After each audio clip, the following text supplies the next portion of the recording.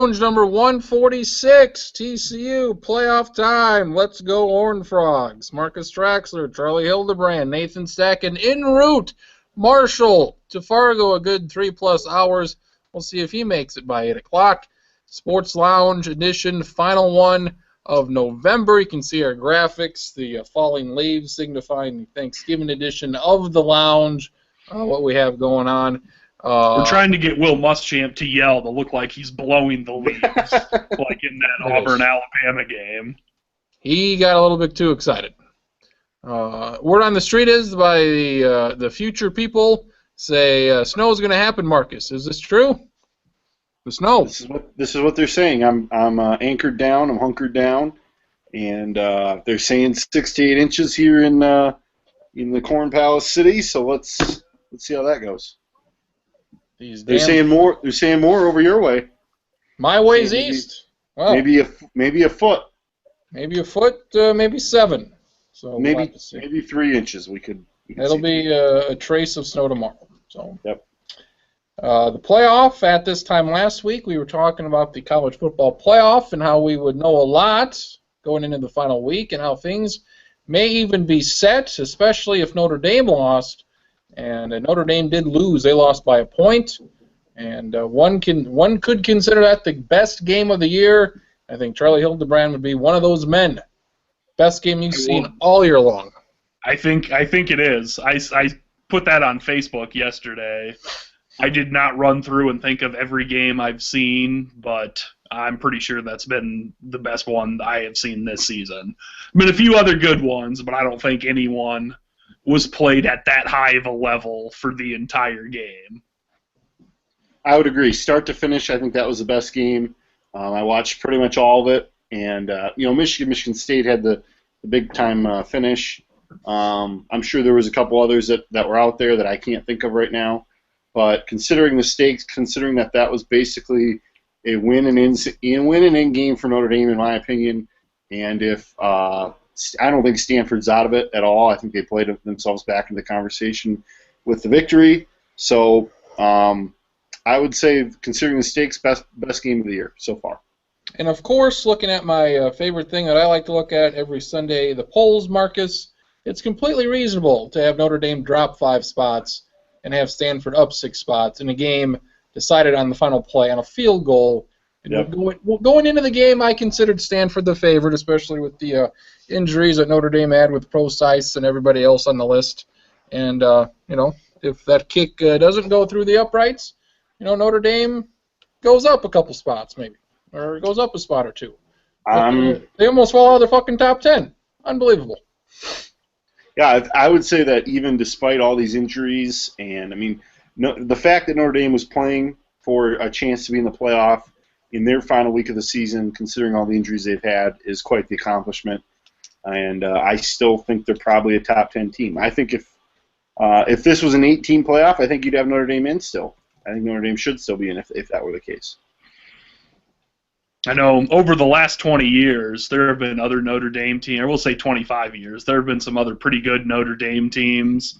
Whether this one is the best or not, I'm not going to get into that, but they clearly look like the most athletic and talented Notre Dame team I've ever seen in my lifetime. And this is kind of hard to say because I think generally, Charlie and I know pretty much how Charlie feels about most teams. I can't say for Kriens, but I would say that in most years, all things being equal, Charlie and I hate Notre Dame. But this year, I would say this is a pretty likable Notre Dame team. They're tough. They've proven by injuries that they're a pretty good team. And when you look at some of the other teams that are out there, I guess I can sort of see Notre Dame. So I actually kind of want them to win, even though most years I hate Notre Dame. But yesterday I wanted them to win just because I thought that even if it came down to a scenario where they were like the 5th team next week going into the college football playoff and the final week of the season, I thought they were going to get in. And I was waiting to see that a team in the top 4 get screwed out of his spot because they weren't going to leave Notre Dame out of the playoff, if that makes any sense. You were correct that in general I do not like Notre Dame, and I was rooting for Stanford yesterday. I don't know how likely it is to happen. I think I said this yesterday too.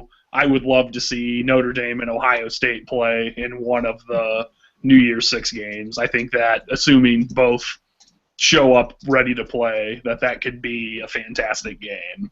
Well, we know that styles make a fight, styles make a prize fight, and storylines make a bowl game. And considering that Urban Meyer, for a long time, I think when he was at Utah, they talked about him for the Notre Dame coach, and he went to Florida. And I suppose you could never really cross him out for being Notre Dame's coach at some point down the line.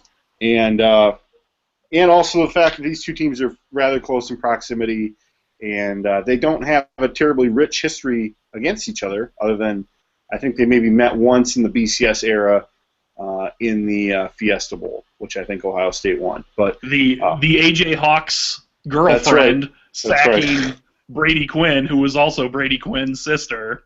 Yeah, that's right. So, I would love to see that. I think that'd be great. I think also Urban Meyer may at some point in time, I think when he was at Utah, maybe I'm getting him mixed up with a different coach.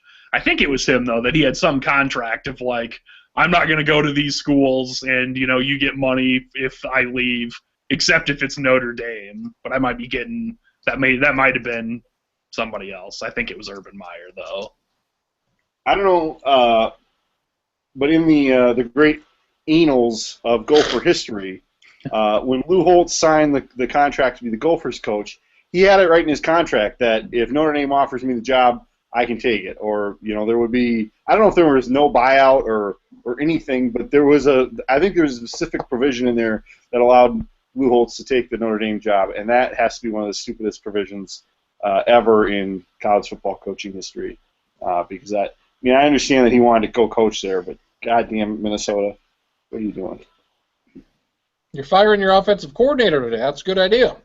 That's a good move. It's a good move. But we can talk about the playoff, and if we want to circle back to that, we certainly can. I don't need to talk about the Gophers for these precious 15 minutes that we have. You sure don't want to do a 5-7 preview here of this bowl team? Nebraska's 5-7. Let's get her going. We're all going in. Have a big 5-7 preview. Oklahoma, only team that's clinched a spot in the playoff thus far. They are in at number 3, which was surprising to see them jump so far last week, considering they barely beat TCU with the backup quarterback. For my Horned Frogs, bad loss, an awful loss to Texas 2 months ago, and everybody said they were this year's Ohio State. I believe they were exactly where Ohio State was last year in the first rankings, number 16, and they jump up, have these good wins at Oklahoma State, at Baylor. They beat TCU at home. They're 3-0 versus top 25 teams. I believe that's the best record out of anybody, and 2 of them were on the road. So I guess I don't have a real big problem if you want to put them number 3 this week, but I didn't really understand how they got to number 3 last week because they barely beat a team they should have won by 3 touchdowns against. Well, the guy who has a huge problem with Oklahoma in general isn't on this show. Boynton. Boynton. Yeah, I don't think that it's a. I don't have a problem with them being number 3 last week or this week.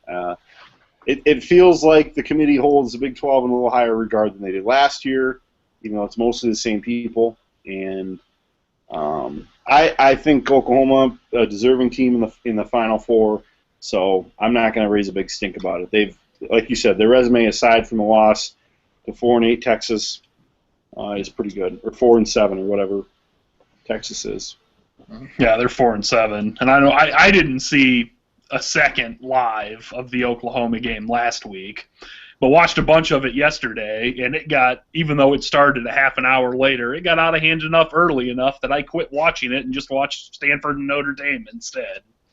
I did not think that they would be up by 3.5 touchdowns at halftime, and I think it's safe to say that, like, of the teams competing for a playoff spot still, that Oklahoma and Alabama over the last month have looked like the 2 best teams, and the 2 that you would say, if I get in, that is the team I do not want to play in the first round, would be either of those 2. Not that you'd love to play the other ones, but I mean, if I was Stanford and somehow magically made it in, I would rather play Clemson, or I would rather play Iowa or Michigan State than either Oklahoma or Alabama.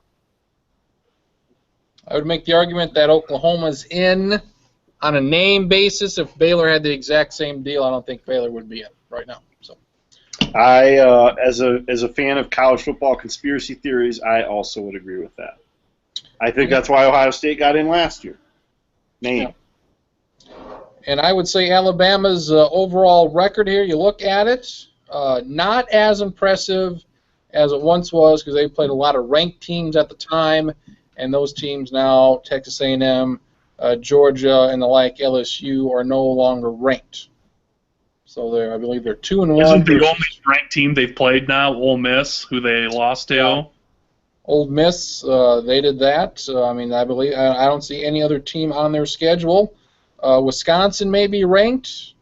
I think they may have been ranked. Were they even ranked last week?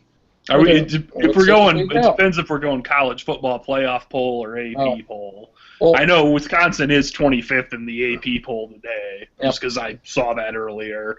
I do not believe they were ranked in the playoff poll, though. And LSU is 23rd. So media polls similar to the playoff polls, not exact, but they did beat LSU and Wisconsin, two teams in the bottom of the top 25. Ended up losing to Ole Miss, which is now at 16. So those are the three ranked teams that they played, and they very easily, at the end of this year, could have played only one ranked team in the top 25 when the whole thing is done. So I don't think this is one of Alabama's better teams. I think their quarterback is awful. Their running back, I think, is winning the Heisman. Their defense, as usual, is pretty good. But I don't think their quarterback is good enough to win the deal. Charlie. In some ways, I agree with you. I know ever since I did I didn't say Alabama was dead like some people did, but I said they were certainly declining, and since then they've looked pretty good most games. I would agree that when it comes to quarterbacks that will probably be in the playoff, I don't know if I trust. He's the worst. Mr. Coker, if it's a tie game or they're down late to drive, go on a 70 or 80-yard drive, and not just Coker. They don't have Amari Cooper anymore either, who I think made what's his name last year look better than he probably was. We should. I was a little distracted, and we should interrupt this college football news for Kobe Bryant announcing his retirement. Tell me this is effective immediately like Steve Spurrier. Please tell me this is it. Announcing that he will retire at the end of the 2015-16 season, did so with a poem titled Dear Basketball on the Players Tribune, the website from Derek Jeter. Well, he writes, "My body knows it's time to say goodbye." My eyes know it's time for him to say goodbye because he sucks. He said he was going to retire, and then he's like, well, I don't know. We'll see how this goes. And this season is worse than last year, and last season was the worst ever. My guess is he remembers when Michael Jordan had his last year, and every place he went, everyone gave him a huge round of applause and said how great he was. And he probably looked and said, you know what, I think I want that for me also. So I'll just say it now so I get my goodbye everywhere. I like this tweet from normally college football related Tom Fernelli, CBSSports.com, says now that he's announced his retirement, Byron Scott will play Kobe Bryant 45 minutes a night. Nice. That's very good. And I assume he will not only be on the All-Star team, he will start the All-Star game, despite being an awful player. It is a voting contest, so yes. And even if it isn't, some jabron will give up his spot. Jabroni. Like Vince Carter did for Michael Jordan. Or like Arn Anderson did in the Four Horsemen. Either way. Giving up his spot. Even though you know that 19-year-old Kobe Bryant wouldn't give up his starting spot for goddamn anybody else. Nope. And when Michael Jordan, he's the closest I've seen to Michael Jordan because they look exactly alike the way they play. That's racist. God damn it. Those last 2 years of Michael Jordan, you look at that roster Washington had and how they almost made the playoffs each year, almost went 500. That's unbelievable. A 41-year-old man with that crap roster, that's a The only players I remember that played on that Washington team was they had Richard Hamilton for a while, and I believe they traded him for Jerry Stackhouse. And those are the only Washington Wizards players I remember that played with Jordan. They had that one center that they drafted #1 overall who was just awful. Was it Kwame Brown? Kwame Brown, everybody. He sucked. D-League specials all around. It was a glorified D-League team before the D-League was a thing. So my favorite thing about Kwame Brown was in high school basketball when I was more svelte and in better shape, but I would always try to block other guys' shots and would frequently miss and hugely rake them across the arm or face and get fouls called, and my coach would frequently yell at me saying, "You're not Kwame Brown. Quit swinging your meat hooks at people." Jesus. And so Kwame Brown has made a bigger role in my life than probably almost anybody else's, even though I don't know if I ever watched him play a game. That's very weird of your coach to say now, definitely in retrospect. Of all the NBA players he could say that about. It was just at the time where he was like a rookie or a second-year guy who was getting paid all this money. And I don't know, maybe he fouled guys all the time too. But I just remember Coach Cole being like, "Hey, quit swinging your meat hooks at guys." Yikes. Kwame Brown, rest in peace. Clemson's #1 team in the country, barely beat South Carolina. That's good. And the Big Ten champion, Michigan State and Iowa, boys. Michigan State and Iowa, winner of that game, goes to the playoffs. They're going to the playoffs. How are you putting this thing together? One, who's 3, who's 4? Does the Big Ten winner jump Oklahoma? I would say that the winner of the Big Ten, if it's the Big Ten winner regardless, should be #3. So and Clemson's #1? But I honestly, if it's #3 now, I don't know. Probably won't be later. So I don't know. I could see him leaving it as is and just making Iowa #4 or Michigan State. I think the real interesting stuff is that they're supposed to seed #1 to where they are closer, and Clemson are the two games, they're in Miami and in Dallas, and I guess Clemson is basically the same distance to Miami and Dallas, but hypothetically, you would certainly, if you're Clemson, not want to play Oklahoma in Dallas because there would probably be far more Oklahoma fans there.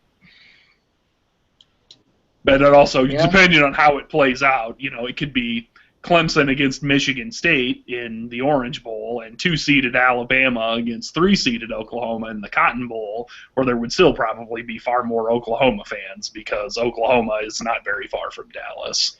If Oklahoma makes it, whoever's got to play them is kind of screwed as far as fans go.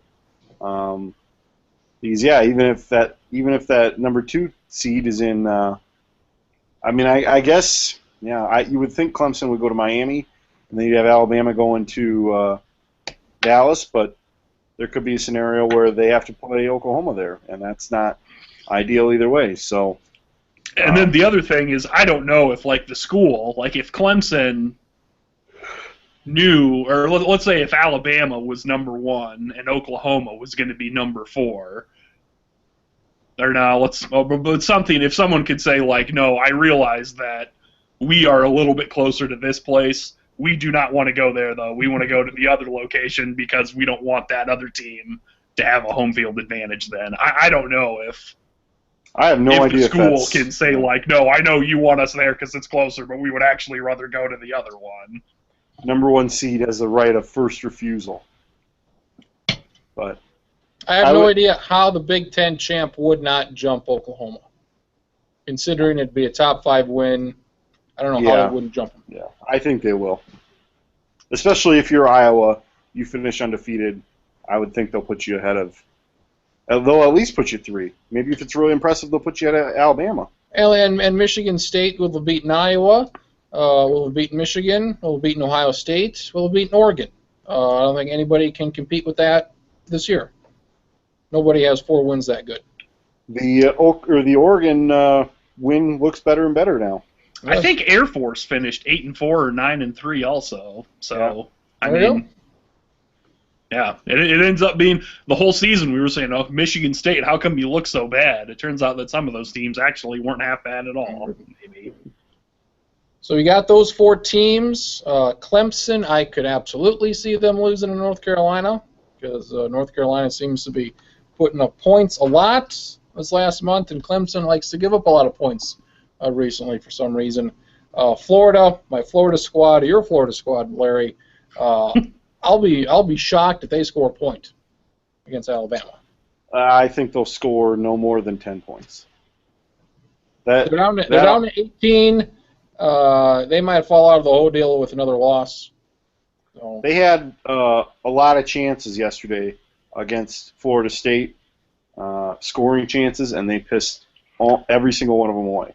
I read somewhere yesterday that Florida had 84 offensive plays and generated somewhere between like 260 and 270 yards of total offense on 84 plays. That's putridly bad. So I think unless we get a like Nebraska turning it over 8 times against Iowa State a few years ago, something like that unless Alabama turns it over 6 times, I think it's pretty unlikely Florida's going to win this game. And their backup quarterback's awful, Harris, and it's not even like they have a good running game where they can just give the ball to a guy 40 times. They don't even have that. So, if you can score 20 points on them, you're probably going to win. I would say that leaves 3 teams very interesting. Ohio State, they're kind of locked out, kind of. A Stanford win over USC gives them the conference, and that might be enough for a 2-loss Stanford to jump Ohio State. If one of these teams were to Clemson or Alabama lose. And North Carolina right now is 8 in the poll. We'll see where the playoff committee puts them. But I think 8 is close enough. They only need to pick up 4 spots. And if they were to win, that's 1 team ahead of them that loses. And a Big Ten team's going to lose, so they could jump at least 2 spots just by winning. Any craziness here? I would say North Carolina would be the one to pull that off. What happens if North Carolina wins? That was a question I was going to ask about 2 minutes ago, because I think it would be incredibly interesting, especially, obviously if Stanford loses to USC, they're done. Then that's not relevant. And then, like you said, with Clemson losing, who's obviously ahead of them, and one of the Big Ten teams losing, I would think they'd have... My gut tells me that North Carolina is playing for a shot to get into the playoffs this weekend, but I don't know. We'll see. That South Carolina loss is bad, but it was early in the season, and both Michigan State and Oklahoma already have bad losses and would be in the playoffs with wins anyways, so I would assume North Carolina would be in if they beat Clemson. The deal with Carolina is they don't have any good wins. They don't have any win against a ranked team. But if they were to knock Clemson off, that's the win. Their best non-conference win is over a 5-7 Illinois team. Boom. And their best conference win might be over 8-4 Miami, who fired their coach in the middle of the year, or 8-4 Pittsburgh. It's not very good. Go Pitt. Go Pitt. But I don't know if you can have Ohio State jump them. The only team Ohio State's beat that's been any good has been Michigan. Yeah. I think Ohio State's kind of locked out, and I'm sad to see that. Son of a gun. Looking at next week, Temple at Houston. Winner of this game gets to the big-time bowl game against somebody. Texas and Baylor. You have Florida, Alabama, Stanford, USC, Michigan State and Iowa is the big game of the week, and North Carolina and Clemson as well. How do we do the picks this week? Just pick these games. The conferences that have conference champions or championship games, we'll just pick who we think is going to win. And in the Big 12, we just pick one of the teams that is left to be picked. Which there's only 2 games, right? Texas, Baylor, and West Virginia, Kansas State. Yes. Yep. And then Are there three? I think there's three conference championships that are not major conference championships. The Mountain West Championship is Air Force and San Diego State. MAC.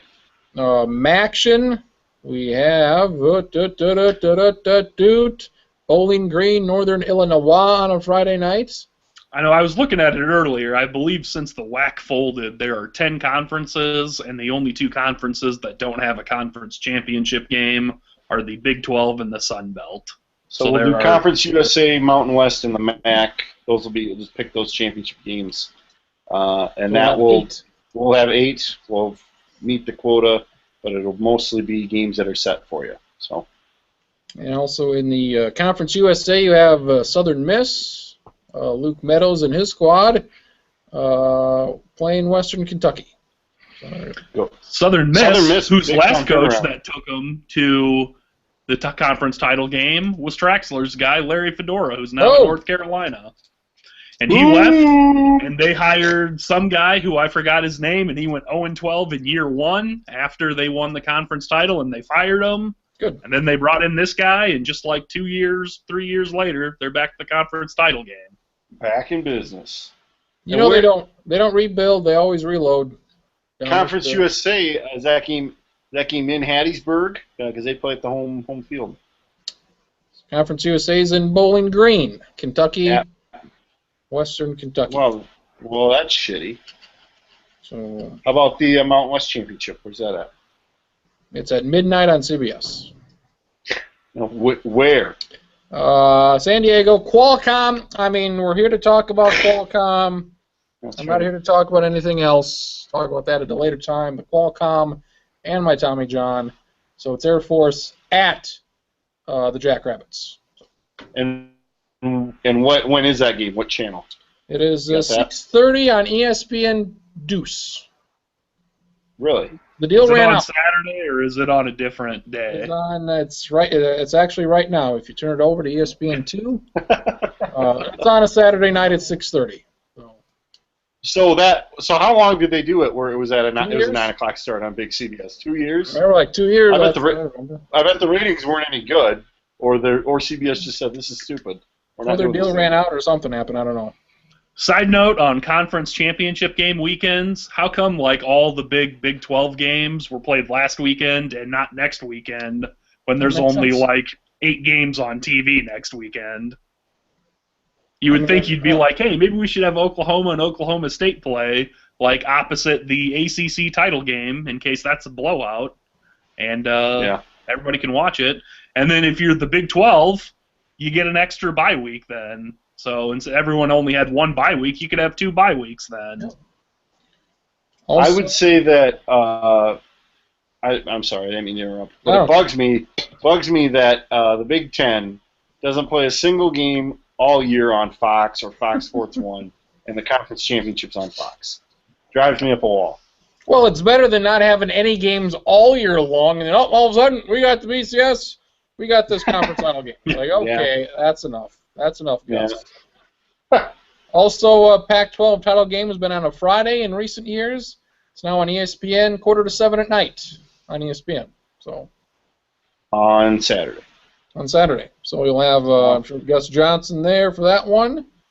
You'll have the number 1 team in Charlotte, the old stomping grounds. Chris Fowler and company there. And, you'll have Gus Johnson at the Iowa game. And who do you have? Brad Nessler or somebody at the Pac-12 game, I suppose? Sean McDonough. If they're all on Saturday, what games are competing against each other at the same time then? Basically all the big 3 title games. Are all at the same time? Yeah, 6:45 Pac-12, 7 o'clock Big Ten and ACC. So they're all at the same time here. Very stupid on their part. Not well thought out, no. Well, your game at 2:30 in the afternoon, ACC. Goddamn. Because the SEC's doing it at 2:30 because they always do it at 2:30. 3 o'clock. Yep. 3. Yeah, it seems like you could have one of those games played at 11. At noon. That ACC game played at noon or 11 East Coast time would probably make a lot of sense because I would imagine a lot of people will forego that to watch the Big Ten or the Pac-12 title game then. Play it at a time where it's easy to forget about you, ACC. Temple, Houston, 11 a.m. Let's go. Good. Let's go. So it seems like the ACC always. Temple? It's at Houston. Oh, at the Cougs. Go Cougs. Houston. It seems like the ACC always screws themselves over time slot wise, because I remember a few years ago, Georgia Tech and Clemson, when C.J. Spiller was still at Clemson, played like an up and down, back and forth, fantastic conference title game. That was probably one of the best conference title games anyone's seen, but nobody watched it because everybody watched Nebraska get 58 sacks against Texas, but Texas kick a field goal to win at the end because they just don't have those name brands. And I guess people get stuck on those name brands on conference title weekend. Do you remember that game, that Texas game? You remember that? I do, unfortunately. Where were you at that game? Sitting in my house in Brookings, the house with 7 other guys, and they all left to go downtown drinking. And I said, nope, I'm going to watch this game. And I did, and I was excited for most of the game. And then I just kind of sat there in stunned silence for about 20 minutes after it was over. Worst loss in your life? No, that Colorado beating Nebraska 62-28 when Nebraska was number 1 or number 2 probably will always be the worst Nebraska loss in my life. But it all worked out. They played again. They played it out. So there's your games right there. Nathan Stacken says he's got the biggest Johnson you've ever seen in your life. So that's what he says. True or false? Truth doesn't lie. The rumors have it. The Justin Fuente sized one. There you go. Justin Fuente, Memphis, no good. Blacksburg, African Americansburg, sign me up. Stacken, thoughts? You surprised? You got a big fish. It's a good hire. I think the biggest thing, at least to me, was being able to keep Bud Foster on the staff, given his reputation as one of the better defensive coordinators in the country for a number of years. And I have to think that was something Virginia Tech was trying to get to, a coach that would say, hey, we'll keep whoever we hire, you got to keep Foster on the staff. And the fact that you got that, and the guy who's turned Memphis into a pretty good team the last couple of years, I think it's a great hire. I'm excited to see what's to come and see what he can do to help change this dreadful offense that we've seen for most of this season. Important to note, however, I just looked up Justin Fuente's resume. No special teams coaching experience. That could be a problem. I think he's going to have to maybe have him on as an advisor then. Frank Beamer. Well, advised Frank Beamer on as an advisor. To be fair, it doesn't seem like Virginia Tech's played special teams the last 3 or 4 years either. That's true. Wait a second, though. They did become bowl eligible this year thanks to a field goal kick. Boom. So Bud Foster just wants to stay there forever, apparently. He doesn't want to go anywhere else. Well, I mean, That's fine. He's been with Beamer for basically the entirety almost of Beamer's coaching career, and I think it was something where if Bud didn't get the job, Virginia Tech said, hey, we need to keep this guy on, not only to keep up the relations with the recruits for next year and years to come, but also he's a good defensive mind, and I think it's a great job of Fuentes understanding that he's got a truly magnificent defensive coach on his staff already, and why mess with that? Maybe Foster just decided that he doesn't care to be a head coach and doesn't want to deal with all the extra responsibilities. And thought, I'm a really good defensive coordinator. I'll just keep doing this and not have to deal. Maybe he doesn't want to talk to the media after games are over or something. And I don't know what went on behind the scenes, if the administration, the athletic department talked with Foster beforehand and said, hey, do you want this job? Or if he just said, no, I want to just stay on if possible. And they went from there. I don't know all the intricacies behind it, but I'm really glad to land a big fish like Fuentes and to keep Bud Foster on the staff. My guess is he must not want to be a head coach, though, because if he wanted, he could have gotten scores of jobs over the last decade. Right. Yeah. You surprised that Fuente went here, not somewhere else? Well, he doesn't have to worry about LSU anymore. LSU, USC, go to hell, they say. This is a pretty big job, though. I think it's the right jump for a guy like Fuente, who, I mean, I don't think it can be undersold, the type of work that he did at Memphis. Memphis was terrible. Memphis 3 years ago was maybe the worst program in college football, and they're not. They're going to be playing for I guess they were in the conference championship hunt until they lost, I think, 3 in a row. But I think you kind of strike while the iron's hot. Virginia Tech is a job where he can have some success in the ACC, and I think that Virginia near Washington D.C. area is a relatively fertile recruiting ground, so maybe he can make some hay there. So I think it's actually a pretty good jump for him, about as good as he probably could do coming from Memphis. If you look at the ACC, would you give Miami probably the better odds? Miami's probably a more lucrative job than Virginia Tech, but certainly it's better than the job that just opened up at Syracuse. Depends how you look at it. Like getting paid-wise, you could get paid more at Virginia Tech than Miami. Like Miami is not flux with cash to pay coaches. Right. But the Miami has a huge problem in the fact that their facilities are pretty old, and they don't get anybody to show up at their games. I mean, I don't know how you can really show a recruit that. You can say you're the U all you want, but it's not. They're not what they were. And as far as recruiting, yeah, there's a lot of players down there, but I don't know. You've got to have the right type of coach. I don't think Al Golden was the right type of coach. You wouldn't look at Butch Davis and think he would have a lot of success there either, and he did. So or Larry Coker. Whether that's Larry Coker, Davis's players or not, he did win a national title. So well, and Yeah, I don't know how you can. I don't know what the rhyme or reason is down there. Al Golden wasn't the right fit, and I don't know who they're going to get. A lot of people have mentioned that Mark Richt could be a potential candidate if he wanted to go to Miami because he played there. But I don't know. Is Mark Richt going to want to keep coaching? We'll see.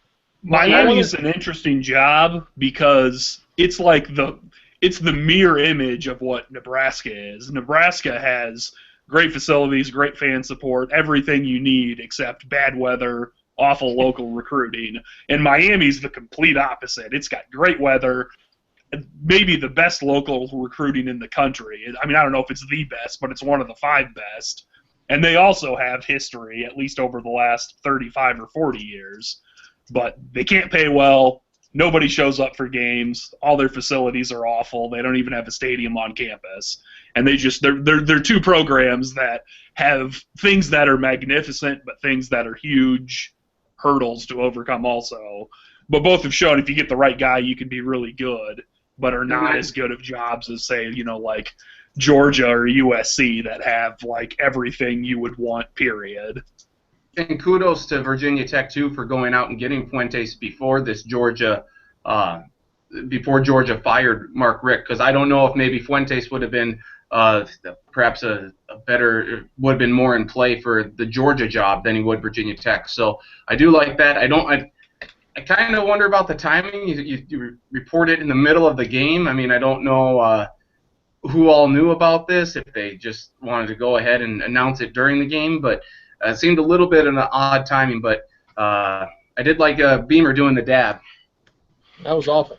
The other interesting thing, too, is that they didn't fire Beamer. He retired.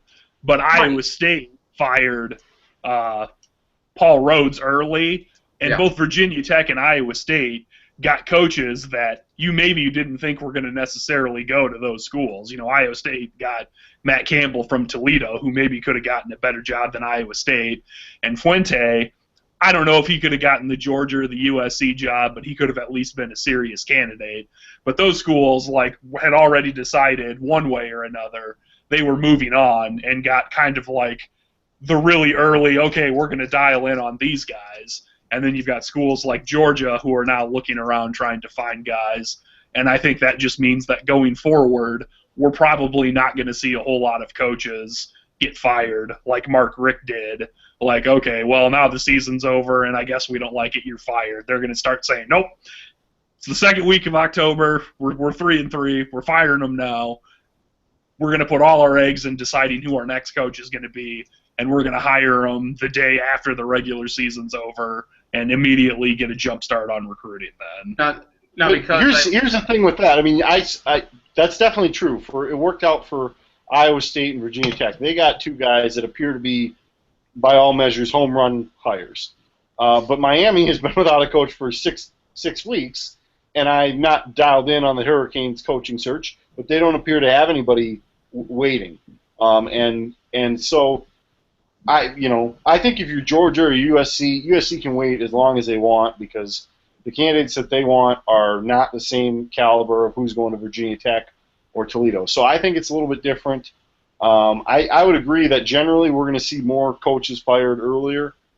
This sort of Black Sunday, Black Monday type thing is not going to work real well, or not going to be the norm, I think, going forward, as we've seen in other sports or like we see in the NFL. And so I would say that those teams benefited. Virginia Tech and Iowa State benefited from firing early and hiring early, but I'm not sure. They may have been the fortunate ones, because I see in Miami, Illinois, I guess, got away with it by unconvincingly hiring their interim guy. So even South Carolina too. Yeah, South Carolina is one of the better jobs out there, and I don't know. It's amazing how many relatively good jobs there are out there this time around. Because I wasn't here at the start of this, I'm sure you guys already talked about Mark Richt being fired, but We have not. We have not. Okay. We're probably stepping right into it here. So. Okay, well, let me ask you something then. At the beginning of the day, or even headed into yesterday, if you had said that there would be one coach fired in the SEC and it wouldn't be Les Miles, would you have believed that it would have been Mark Richt? I thought it'd be Sylvester Croom. I would have guessed Mark Richt, but only because you said if it would not be Les Miles. If you would have not said which one it couldn't be and just said which SEC coach gets fired, I would have thought Les Miles then, yeah. Yeah, I mean, if one SEC coach would have been fired at the end of the day, we would all thought it'd be Les Miles. I think it's a little surprising that Rick got fired. But it was kind of weird, because I was watching Georgia Tech yesterday morning, and they won. They went to 9-3. And I thought, oh, he beat the in-state rival again. It's probably safe for another year. I mean, no, he's fine, And then, this morning he got fired, and they're saying that his fate in a lot of ways was sealed when they lost to Florida. And I just read something that against ranked teams in the last 5 years or so, they've been 13-23, or maybe it was a little longer period than that. In his first part of his career, they won 2/3 of those games. So he went from winning 2/3 to 1/3, and that's really what it comes down to. In a lot of ways, if we're going to draw parallels to Nebraska, it's a lot like Bo Pelini, where he was a winning coach but wasn't winning the right games. If you're losing to Florida every year and you're losing to ranked teams every year, you're not winning the conference, because for them to only be in the conference championship, they only won 2 conference championships. And I don't even know when the last time was they were actually in the conference championship game. Just a few years ago, lost to Alabama narrowly, and that was a chance they had to be in the national championship. So I think it's just a matter of missed opportunities for Mark Richt, and that's why he's out. A lot of people, he was the 5th winningest active coach in college football, 74% of his games won, but I don't know. It just shows that the record isn't everything, I guess, I agree with what you said, and I would add to that 01 was his first year at Georgia, and his biggest problem was he won the SEC in his 2nd and his 5th year, and he won it early and then did not win it again after that, where if he would have won it in, say, his 4th or 5th year and then his 8th or 9th year, people might look at it a little bit differently. But like you said, after they won it in 05, they had a couple other good teams. They had that Matt Stafford team that throttled Hawaii in whatever BCS bowl game that was over 4 minutes into the game. But then since then, the next year they came in the preseason #1 team and lost 3 games. And then there are only other teams since then they've had good teams, but the only other really, really loaded team was that one that you mentioned that lost to Alabama in a game they could have won. They didn't, though. And, I mean, I agree that it's similar to Bo Pelini in some ways, but Bo was more consistent in that he just went 9-4 or 10-4, where Mark Richt had a few like 8-5 years or 7-6 years, but also had some 11-2 years where he won the conference. And I mean, I guess it just depends who Georgia hires now. If they make the right hire, it could be the thing that everyone looks at and says, yep, that's why we're going to fire a really good coach, because we'll get someone better like Georgia did. Or they could be like Nebraska and Miami and Tennessee and all these other schools that go, yep, wish we could have been 9-3 this year instead of 5-7 or 6-5 or whatever. I think Georgia fans are going to be, like I say, unless they get the right guy, I think they're going to be asking themselves in a year or two from now, like, hey, maybe Mark Richt was a pretty good coach. Maybe we should have kept him for at least a couple more years. But what do you have? 3 consecutive years now with 4+ losses? Something like that? 9 years out of 15 double-digit wins. 9-3 this year, pending bowl game. 10-3 last year. 8-5, 12-2, 10-4. He was 6-7 in 2010 was his worst year. 8-5, 10-3, 11-2, 9-4, 10-3 in 05, 10-2, 11-3, 13-1, 8-4 in his first year. So lots of 10, 11, 12 win teams there. So I mentioned this earlier today, and the thing I didn't get, because I'm sure we're going to talk about Les Miles, and we should. Nope. But the buyout for Mark Richt was $1.6 million. It broke up into 2 years. 4.1. Maybe that's total. Because I think either way, for a coach buyout at a school like that, 4.1 is not that much. What I had seen, it was about $800,000 a year, and so if he's supposed to be there for 4 more years, that about comes out to 4.1. Makes sense. Anyway, it just doesn't add up to why he's got a buyout that was negotiated. Both sides agreed to about $4 million. Les Miles had a $15 million buyout, and they were taking a considerable amount of years off of that. And it was just like Mark Richt probably knew this was a scenario, probably knew that this was something that could happen, and they've offered him a job at Georgia, not coaching football. I can't imagine that he's going to want to take that, but we'll see. Doing what, like administration? Yeah, something, yeah. Well, he's only 55. Good Lord. Screw that noise. I think one of the most interesting things I read that kind of summed up, like at Georgia and how the big-time programs in college football work is last year, Georgia was sort of disappointing, you said, at 10-3. Oklahoma was 8-5. Both Georgia and Oklahoma had to replace offensive coordinators. Oklahoma hired Lincoln Riley from East Carolina and is now going to be in the playoff. Georgia hired one of Schottenheimer's kids, and their offense was dreadful all year long. And Bob Stoops is about to get another contract extension and be the king of Oklahoma again. And Mark Richt is trying to decide what he's going to do with the rest of his life now. So it's not just coaches; it's who they hire. That's right. I bet Urban Meyer at Ohio State wishes he still had Tom Herman as his offensive coordinator right now instead of him coaching at Houston. Well, in Urban Meyer's defense, he convinced the interim coach ahead of him, Luke Fickell, hey, why don't you stay on and coach the defense? That's true. So, that's true. He did do good with that. Yeah. 9 10-win seasons. Before he got there, you have to go to 1960 to get 9 10-win seasons. So good job, Georgia. Poor job out of you. So, and it was that deal where he didn't sign that contract extension, and he just never signed it. But they say they will honor the deal, even though he never signed it. And they were ready to give him a contract extension at the end of last year, and now they fire him this year. So. It'll be interesting to see, well, that's fine. Yeah. We can move on. I was just going to say, it'll be interesting to see if he tries to get a head coaching job somewhere else, or if he does the John Gruden thing for ESPN or CBS Sports or whatever. Because if he wanted to, I'm sure he could get paid a lot of money to be a TV guy with basically none of the stress of being a head coach. Yeah. I would take him and replace him with Rick Neuheisel on CBS. You're not hard about Neuheisel. No, he doesn't do a whole lot. When did he ever be in the SEC? If you're watching the SEC pregame on CBS, you're doing it wrong. No, I'm just saying when I'm watching CBS and they go to halftime and I go Adam Zucker and the guy who yells a lot and then Rick Neuheisel. You don't like watching Neuheisel plays guitar or banjo or whatever? Guess what? When it's halftime on CBS, I change the channel and find another game to watch. That's what I do.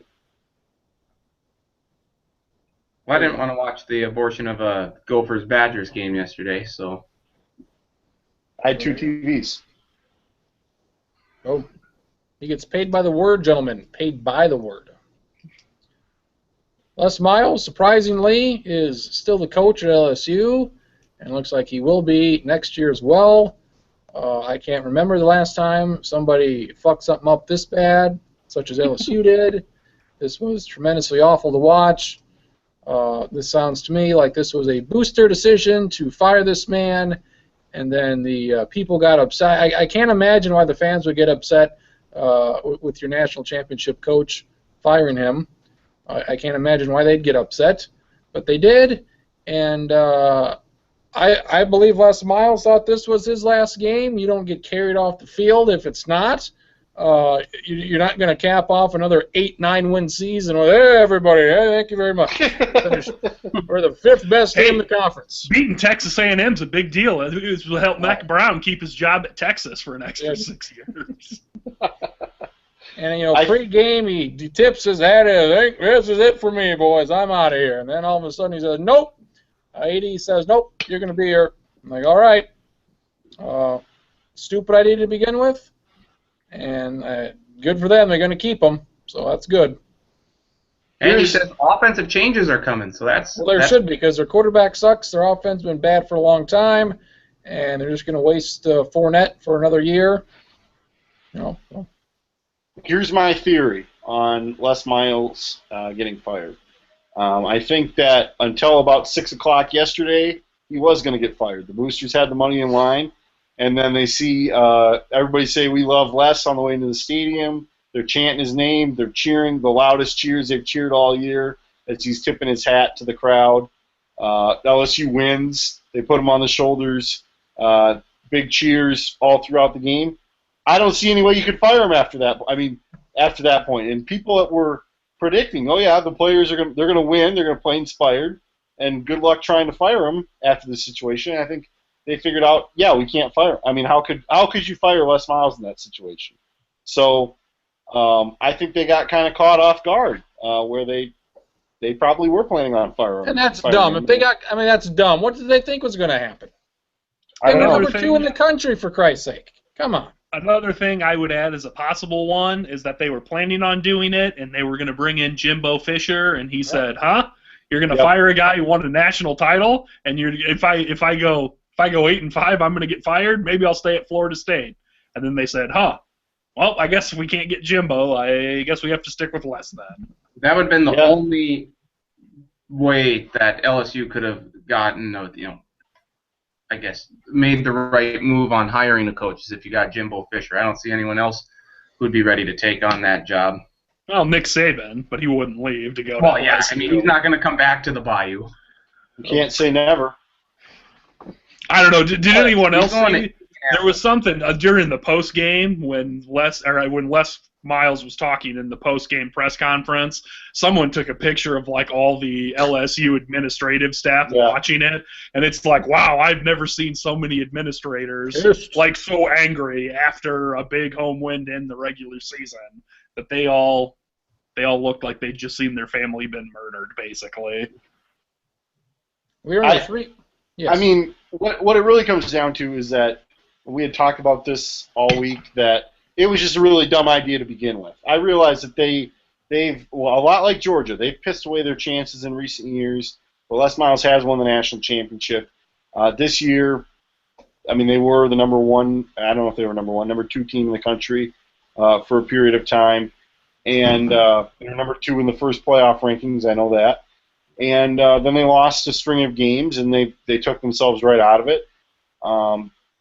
I just think it's kind of it was a dumb idea, because to fire a very winning coach, a guy that the fans and the players like, because you're just not reaching the level of success that you want is, I don't know, especially at LSU, where he had won the national champion. He had won SEC titles. I realize that at Georgia, if your threshold is national championships and conference championships, Mark Richt did not meet those bars.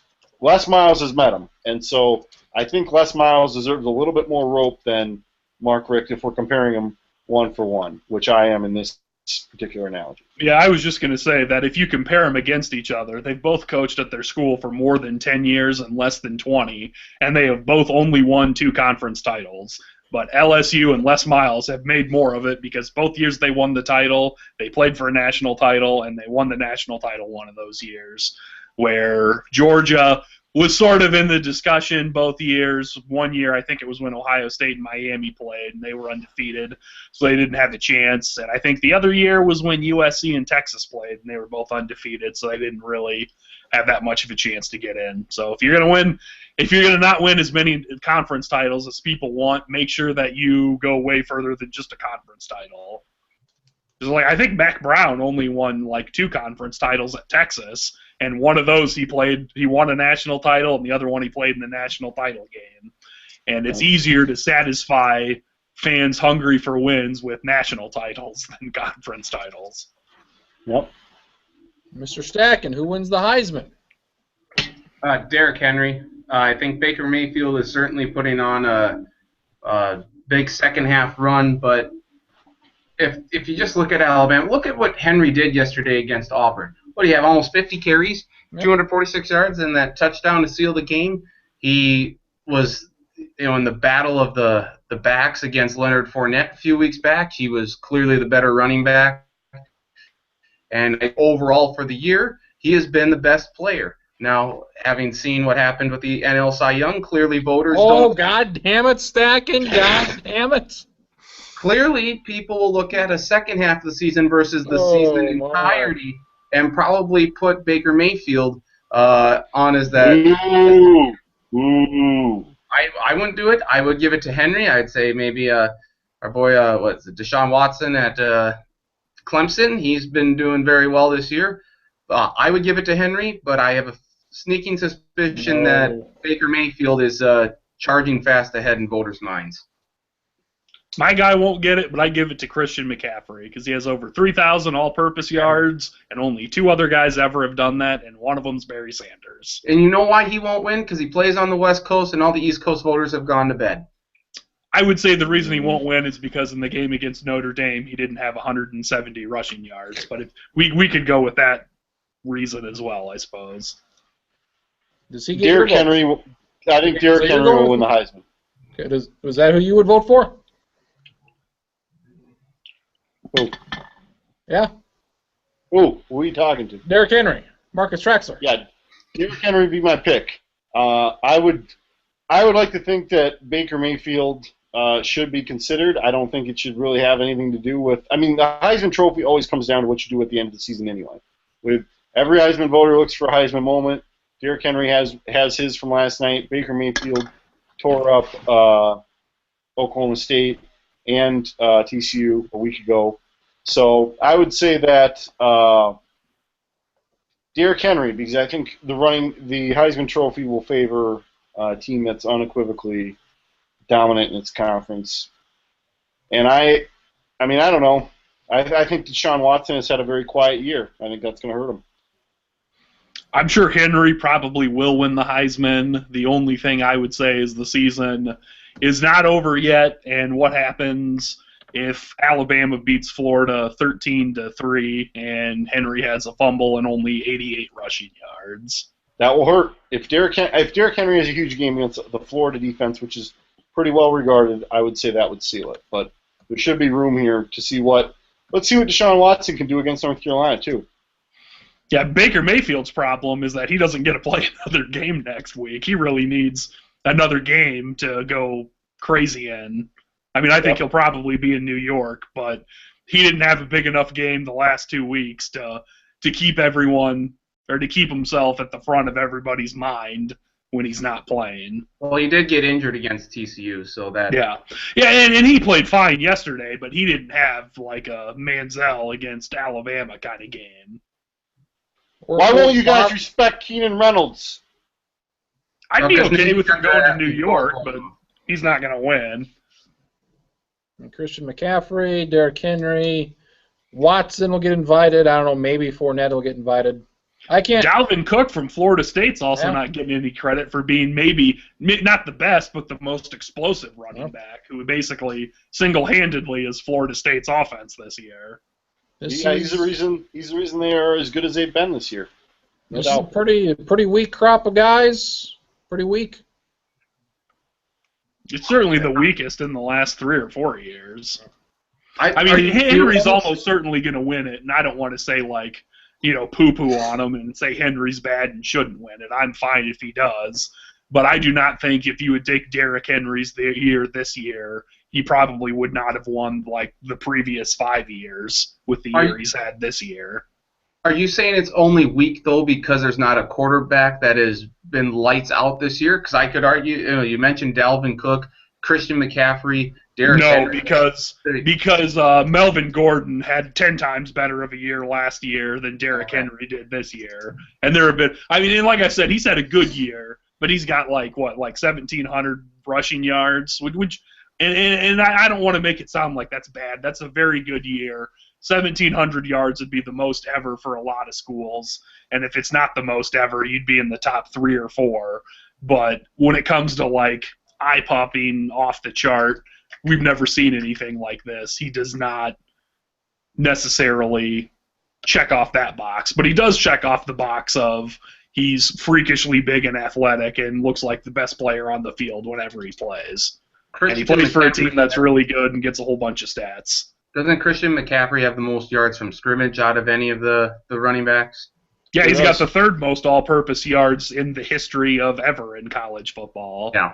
So that's 2 more games to go. So I'd say look at him and what Dalvin Cook and certainly what Derrick Henry have done. And was it that Coleman guy, the wide receiver at Baylor, before their quarterbacks dropped with injuries? He was putting some monster numbers.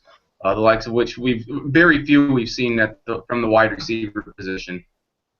More coaching news breaking at this hour. Former Eastern Illinois coach Dino Babers. Where's he going? He will coach at UCF. Is that a move up? Yeah, he was at Bowling Green. Yeah, is that a move up? I think it is because you want the talent that is in Florida. Yeah, just 2 years ago, Central Florida beat Baylor in the Fiesta Bowl and went 12-1. Yeah. So, okay, is that that's where Ashadi's guy Bottles Service came from. Bottles Service. I mean, is the Toledo is that a jump up? Iowa State, one of the 2 or 3 best MAC schools versus the 2nd worst Big 12 school. Toledo is spending no more than $6 million to upgrade the Glass Bowl, which is where they play. And whatever they're upgrading, if they're only spending $3 to $6 million on it, can't be that important. At least, I will say it's a great hire for Iowa State to get Matt Campbell, but holy shit, is that a difficult job to turn things around. In that conference and to recruit to Iowa State, I just don't see that being a terribly successful opportunity. We'll see what he can do there. Yeah, he took the words out of my mouth. Than Kansas. Yeah, I agree. It's better than Kansas, but I was going to say it's a great hire for Iowa State. If you're Matt Campbell, I'm surprised he didn't try to stick around another year, have another year like this year, and take a job better than Iowa State. Which, I can't rank them all in my head right now, but I think Iowa State's probably one of the 10 worst Power 5 jobs. I don't think it's in the bottom 5, but it probably cracks the bottom 10. We have agreed on what the worst Power 5 job is, and that is Butgers. Way to go, Butgers. Firing your AD and your coach on the same day today. And I would actually say I'm not sure that Iowa State, I'm not sure that Kansas is a worse job than Iowa State. Because you at least have... right now it is, but 3 years from now it might not be. I would at least say that stadium down there is a shithole, but I would at least say that you have Kansas City to recruit. and that's not a terrible prep football area. And Iowa State might be the third best job in the state of Iowa if you're looking at, or third best team if you're looking at the college football teams. I mean, I would say that Kansas has benefited and can still benefit from recruiting from Texas, because you still play all those Texas teams in the Big 12, and you're still not that far away from Texas. So Iowa is still a long ways from Texas. It's still a long way from anywhere warm, and I think it's difficult. So I would give Kansas an edge if all other things are equal. And Kansas, when Bill Snyder retires or dies or whatever happens and he leaves and he is not the head coach at Kansas State anymore, depending on who the next hire is, Kansas could end up being better than Kansas State, where Iowa State's probably not ever going to be a better job in state than Iowa is, unless like something shifts dramatically, and it would still even then take 10, 15, or 20 years for people to be like, okay, maybe Iowa State is better than Iowa now. And since we're talking about the quality of those jobs, Bill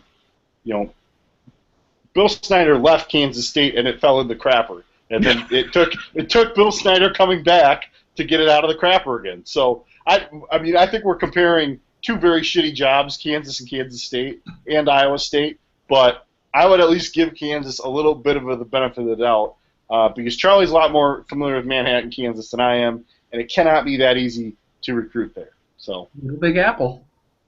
By the way, UCF. It's the Little Apple. The Little Apple. Yes. Yeah. By the way, UCF. One, they always have Disney World for those recruiting grounds. That's always great. And two, that bar that gave away the free beer. I just saw $60,000 in free beer they gave away this season. Good job. I would imagine there were a lot of people that became UCF fans at that bar once they announced they were giving away free beer during UCF games. My question is, did they just come for the free beer, or did the bar end up making money with appetizers or? I'm sure they did. I'm sure it worked out. It's a great I'm marketing. not buying any, but sure. You'd buy some appetizers. If it was free though, you sure you wouldn't get any if it was free? That's pretty cheap. Free food? Oh no, the food's not free. No. Yeah, Kriens isn't going if they don't have squirt there. So if the squirt's free, then I'll get the squirt. That's what she said. Bam! And that'll do it for the 146th edition of the Lounge. We're going to have multiple 5-win teams here, Mr. Hildebrand, getting bowl games. Looks like Nebraska. If they're going by the academics, Nebraska's number 1. Missouri's there. Kansas State is there. Your Gophers are there. San Jose State. Then we go Illinois Rice to round out this great group of teams. So super successful seasons by all of them. I'm assuming one of these teams will lose, so we'll have a 5-8 team at the end of the bowl game. That'll be a lot of fun. We have Nebraska and Minnesota. Would you guys rather go to a bowl or not? 5-7. Well, I think looking at Nebraska, I hope they go to a bowl just because they clearly need those extra practice times. Oh, yeah. I don't care about the game itself, but they need the extra practice. And it looks like they still haven't decided how they're going to do things. The only thing I would say that what they should do is they should make every conference be forced to take the 6-6 teams first and then take the 5-7 teams at the very end. And you should not have Nebraska or Minnesota or Missouri or Kansas State going to the mid-tier Big 10, Big 12, or SEC bowls. You should go ahead and say, nope, sorry, you have to take whatever 7-5 Mountain West team. That's your conference's punishment for not having enough teams, and then make the Nebraskas and Minnesotas and Missouris and Kansas States go play in, the Poinsettia Bowl or whatever bowl against some small team that never gets any team to go there. And if they say this isn't what we normally do, you say, well, you shouldn't have gone 5-7. You should be glad you get to go to a bowl game in the first place. Could you see the possibility of some of these teams turning that down and saying, nope, we don't want to go? My guess is they'll all take it for the same reason I said. Is they'll say, we want the 15 practices. Because I think most teams lose money on their bowl games because they go out like 4 or 5 days early, especially the Big Ten teams to get acclimated to the weather. But they look at it as positive because they get practice time, and the players want to go because it's a free vacation and they get the bowl swag, whatever that is.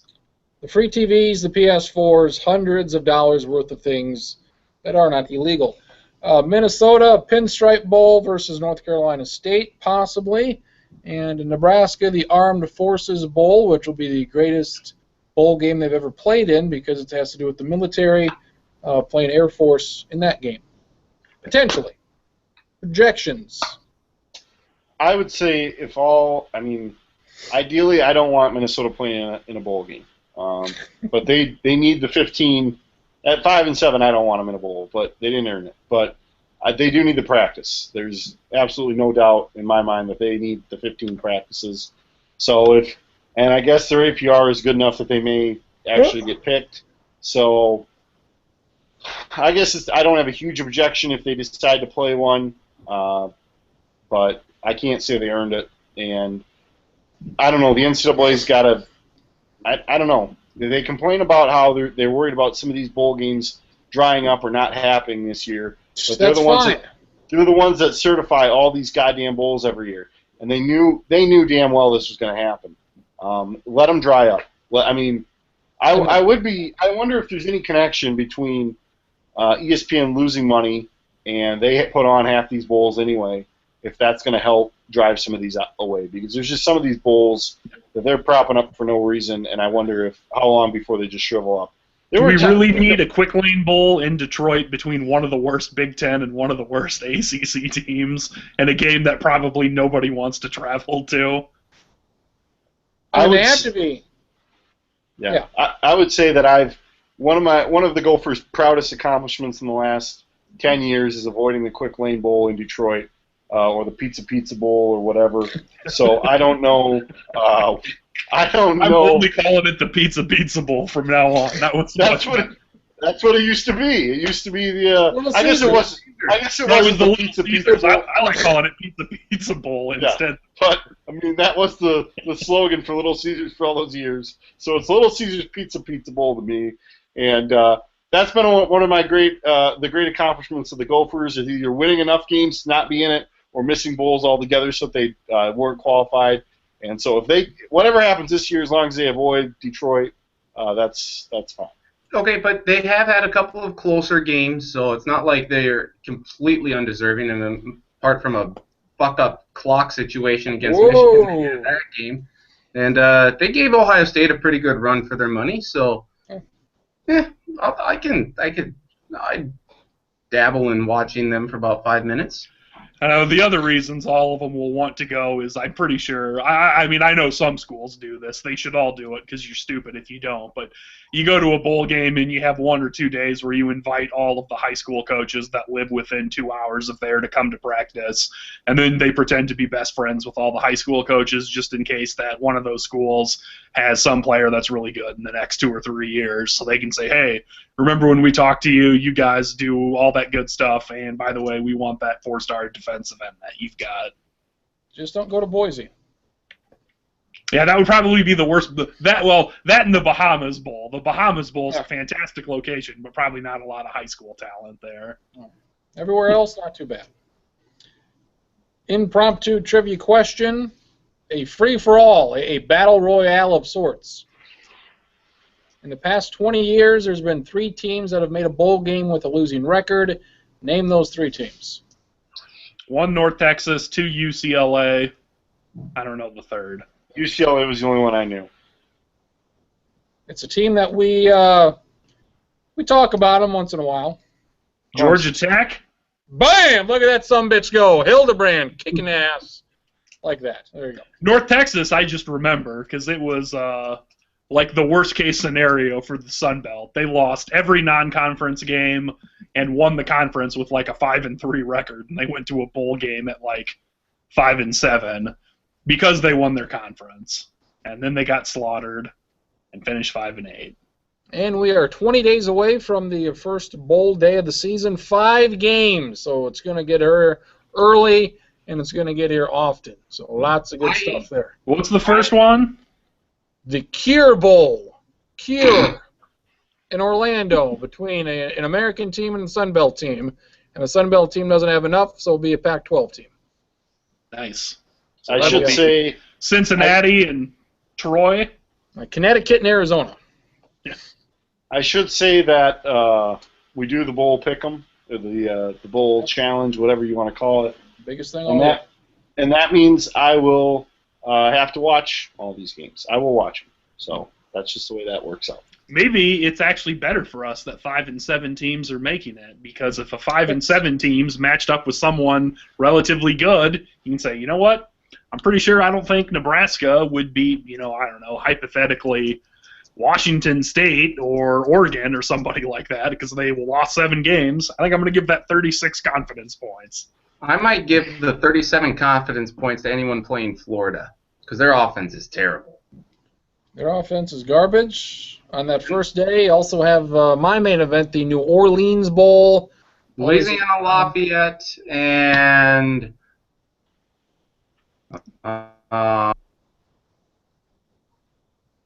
Conference USA school. American school.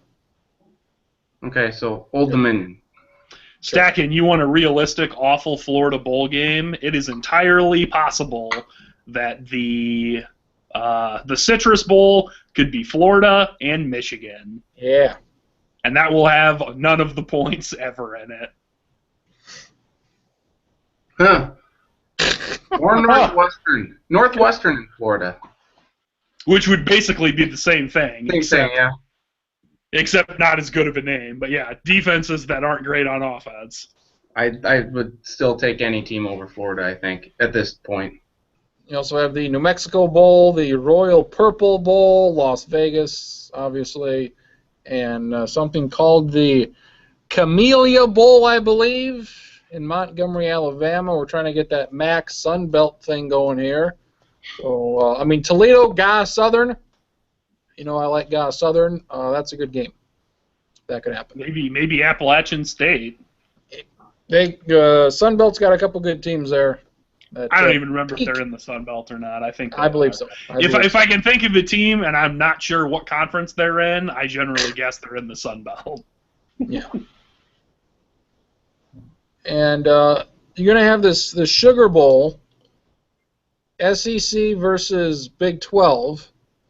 I assume Baylor's the team they're picking? If they have the pick of the litter? I read somewhere it was supposed to be Baylor, but I don't know if it changes if TCU is ranked higher than Baylor in the playoff poll or not. But F you, Art Briles. F you. You ain't going.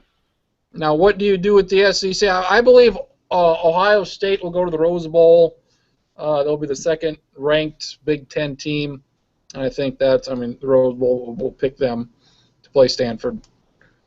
I think that's a no-brainer.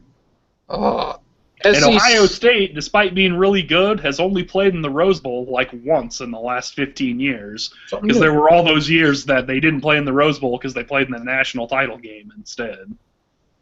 I would say that if it comes down to it, they would certainly like to have Iowa too at the Rose Bowl, because that's a fan base that hasn't gone in 20 years either. Where Michigan State probably would not be as excited to go since they were there just 2 seasons ago. Yep. Who the hell is that second team from the SEC? If Florida loses, it Ole Miss? Ole Miss? Are we doing Baylor, Ole Miss? Points for days? Maybe it'll be TCU Ole Miss, and we'll get a rematch of last year, and they'll say, don't get beat by 11 billion. So Baylor's getting into a game. Big Ten's probably getting 3 spots here. That Houston Temple game, Notre Dame's getting in, Florida State's getting in. So we basically know the teams, just don't know who they're playing. So based off what I said earlier, I guess I hope Michigan State beats Iowa and Iowa plays Stanford in the Rose Bowl. Ooh. So we have the scant hope of my possible Ohio State Notre Dame Fiesta Bowl, because I think that would be incredibly interesting to watch. Somebody's got to play Houston here. So I don't know. Florida? Oh, God. And looks like the Alamo Bowl could be a TCU-Oregon matchup. So that might be the best bowl game that's not a big one. So there you go. And if it wasn't TCU, it could be Oklahoma State, which would also be incredibly entertaining, I think. I think either of them against Oregon would be fun. And if you hate yourself, a Holiday Bowl could be Wisconsin-Utah. So if you want to watch that, watch that. There you go. Joel Stave and Travis Wilson trying to light up San Diego. Final week of the college football season upon us. The Pick'em. Keep on doing the Pick'ems. So we got those 8 conference games to pick there. Now, what do we got? What? The professional football ranks. Anything of note? Tony Romo died didn't look again good on Thursday. Panthers? Yeah, the Panthers looked good. Tony Romo did not. I mean, Panthers. Somehow Aaron Rodgers lost to the Bears. Ugh. That was nice. You look at Carolina. If whoever wins this NFC East gets the 4th seed, and if they could somehow win that playoff game, which seems very unlikely right now, it could set up a potential Carolina faces the East winner. But I think Carolina goes to at least the championship game. Sounds like Carolina has the easiest path to the NFC title game in the history of the world. I would say so. Arizona or Minnesota going to face them? I would like. I'd be fine facing Carolina. That's fine with me. Vikings division lead again. I mean, no matter what happens here, it looks like it's going to come down to that last game. Winner of that game is probably going to win the deal, unless the Green Bay just completely falls off. They play at Detroit. Green Bay's not looked good despite beating the Vikings last week. I mean, Green Bay. I mean, is it reasonable to think they lose at Detroit? Sure as hell couldn't beat them at home. They're bad. They're very bad right now. Since I like making bold predictions sometimes, I guess I'll say you can stick a fork in Green Bay because they're done. Whoa. No playoffs for the Packers. No, not even a playoff. Jeez. Done. Go big or get the hell out of here, he says. This bad play is going to make Aaron Rodgers upset. It's going to make his girlfriend then upset then. They're going to go Splitsville, and he's just not going to play well after getting broken up with his Hollywood girlfriend. Who's going to take that other spot, though, then, Charlie? Because Atlanta's in complete free fall. I think Seattle's going to claim a spot. I don't know. It's a good question. I didn't think that far ahead of time when I said I was going to make a bold prediction. How about the Chicago Bears and the Seattle Seahawks making in as your wild cards? I think Atlanta's done. Yeah. They're done. They're out right now, so they're no good. So you've got, Seattle. I think the 6 playoff teams that are in the NFC right now are the 6 teams that are going to get in some order of sorts. I mean, if I'm the Vikings, I'd almost rather go on the road and play the Redskins or play the Giants. Maybe try to avoid Arizona in the second round. Would you rather play Carolina or Arizona? I'd rather play Carolina. Yeah, I'd rather play Carolina too. Marcus? Carolina, yeah. Good. Green Bay is at the Cardinals, at the Raiders, also at the Lions. And also host Dallas, that's a win, and they host the Vikings, a toss up there. So Vikings looked good again, defense very good. Did you expect them to win this game, Mr. Stacken? At the beginning of the year, I said no, but today I said yes because Devontae Freeman was out. Matt Bryant, the kicker, for what it's worth, he's normally pretty good, but he was gone. But then when Harrison Smith was ruled out, I was a little more hesitant because I thought Matt Ryan would actually do something. Still too many penalties for this team. I don't know what Mr. Johnson, number 92, is doing, getting his hands up near the face twice, getting some stupid penalties in there. They let Atlanta roll down there, but Matt Ryan throws his timely red zone interceptions, so that was always good to see. I want to see a few more deep shots down the field, but it's nice that Kyle Rudolph is catching passes now when the ball's thrown him, and AP had a monster day, and I think it's interesting to note that in the Vikings' 8 wins, Teddy Bridgewater's been sacked only 13 times, and in the 3 losses, he's been sacked 18 times. So look at that offensive line. But as bad as the offensive line is, they're the only team in the NFL with the same starting offensive line in the NFL this year, and I did not know that prior to today. Good enough to get it done, I guess. Good enough. Yeah, the Titans are awful. They're 2-9. The Browns are 2-8. Dallas probably not winning a game the rest of the year. They could be 3-13. They're still in the NFC East race. Let's give them some credit here. They're only 2 games back. 2 back with 5 to go, but they're not winning a game the rest of the way, so that sucks for them. They need to have a quarterback. They don't have a quarterback. Matt storming the castle. It was fun that they could bring Tony Romo back to beat the hapless Dolphins and then sacrifice Cam Newton and the Panthers. That'd be fine with me. San Francisco, 3-8. So you have Dallas, San Francisco, Tennessee, Cleveland. Charlie, any of these teams picking quarterbacks? San Francisco. Probably Cleveland, too, now, since it looks like Johnny Manziel's probably used up all his chances in the last 2 or 3 weeks or whatever, or a month or so. I think Tennessee's probably set at quarterback for a while. What was the other team you said? The Dallas Cowboys. 36-year-old broken collarbone Romo. I would say. I think he could still play, but you need to at least say, okay, we're getting the guy to replace Romo, whether that's week 2 or 2 years from now. We at least need to start getting ready to take care of that. Might I interest you in Nate Goff or Mr. Jared? Jared Goff. No, you cannot interest me in Nate Goff. I want nothing to do with him. Excuse me. Mr. Goff from California or Paxton from Memphis? Paxton Lynch, I would say. Or Carson Wentz. Yeah, there we go. Broken wrist and everything. You know what would be interesting is, 1, this is all setting up for Johnny Manziel, Dallas Cowboy quarterback, and 2, it is interesting that Dallas has one of the better blocking offensive lines for running games. Like they cannot block for the pass. All I want to know is what GM's going to push all their chips in and say YOLO and draft Cardale Jones in the first round. Jesus Christ. Now, if only I wish Al Davis was still alive just so that could happen.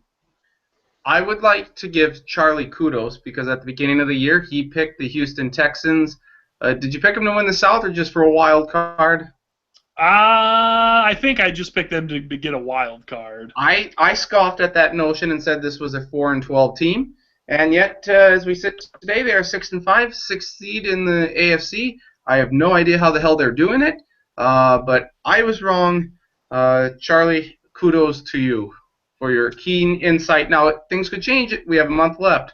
But so far, Texans have definitely exceeded my expectations. That's funny because I wrote off the Texans 2 months ago and completely quit paying attention.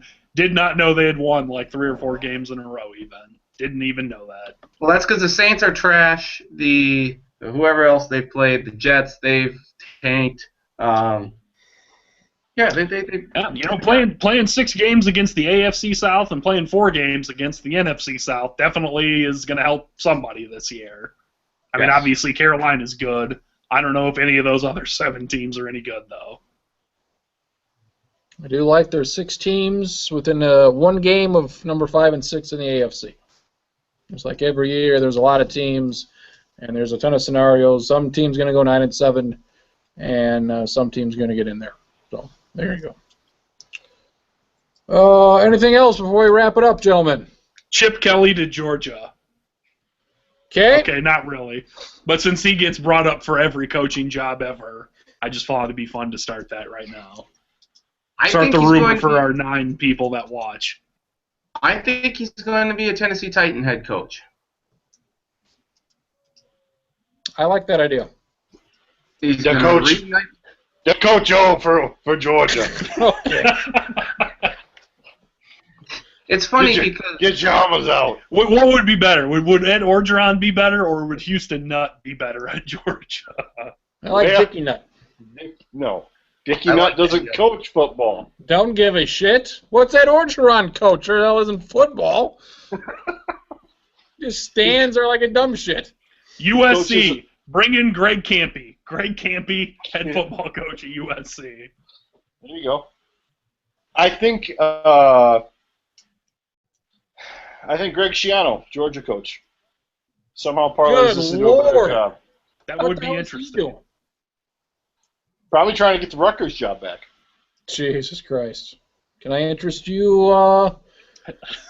Has Bobby Petrino done good enough at Louisville to burn Louisville and go to Georgia? What about Butch Davis? Butch Davis interviewed at Miami. Just read that. So he can interview at Georgia now, too. Chiswick better get out. Carolina's never had a year this good. Get out. Well, it's good, Chiswick. That's right. Get out now. Right. Or how about the guy who's coaching UNC? Larry Fedora. He could get out of there. Get out of there now. Go. The last guy I remember that spun a really good year at North Carolina into a better job was when Mac Brown got the Texas job. Mac Brown. Get out of there good. Also, third week in a row we've mentioned this. Golden State still has not lost. Philadelphia still has not won. Good at basketball, bad at basketball. We found out that those two don't play till like the 30th of January. Yeah, it's like 2 months away. I think Golden State's going to lose before then. I could see Philly still not having won a game, but I'm relatively confident that Golden State's not going to get to like 36-0 or whatever. They just have to keep the fourth quarter lead twice now this week. Minnesota and then at Boston. So close, you just got to maintain the lead. And I would like to rescind anything I said about SDSU getting an at-large bid because that loss in KC was terrible. So I'm off that train now. Completely getting rid of that thought. I still think they'll win the Summit, but whatever I said. I mean, to be fair, it was nice of SDSU to not string you along with that thought back, and you didn't have to keep thinking about it. Yep.